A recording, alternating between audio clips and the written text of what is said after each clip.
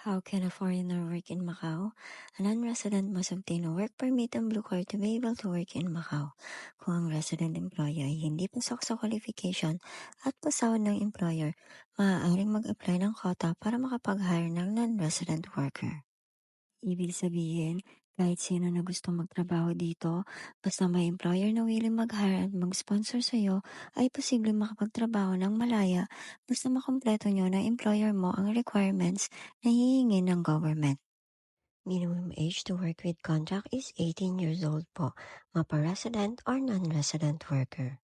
Karamihan sa mga employer dito ay nag-aalangan na mag-hire ng mas batang non-resident worker dahil ang iba sa kanila ay hindi pa ito nasusubukan.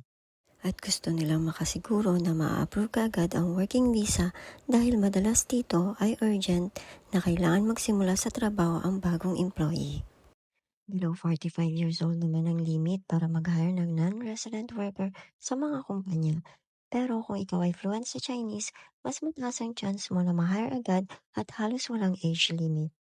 Nakabase tayo, Webstud, sa job qualification na madalas nilalabas sa hiring industry. At kung na-meet nyo pareho ng employer ang criteria na hinahanap ng Macau government, ito naman ang mga pangunahing documents na kailangan mong ihanda. Additional requirements naman kapag malalaking kumpanya ang tumanggap sa'yo. Ang police certificate or NBI clearance naman ay required sa mga security guards. Normally, para sa mga kababayang non-resident applicants, ay kailangan maghintay ng 10 to 20 days for approval and release ng work permit. Kayang-kaya rin ma-approve yan in just 7 days, Webstuds. Basta maisubmit ka agad ang Blue Card application sa Macau Immigration. Once lumabas na ang work permit at green seal, after mo mag-exit, mapapalitan ng visa mo ng 45 days employment probation visa. Dito, pwedeng-pwede ka na magsimula sa trabaho, Webstuds. Pero sa bandang huli, nakadepende pa rin sa Macau Immigration ang approval ng work permit ng non-resident applicant.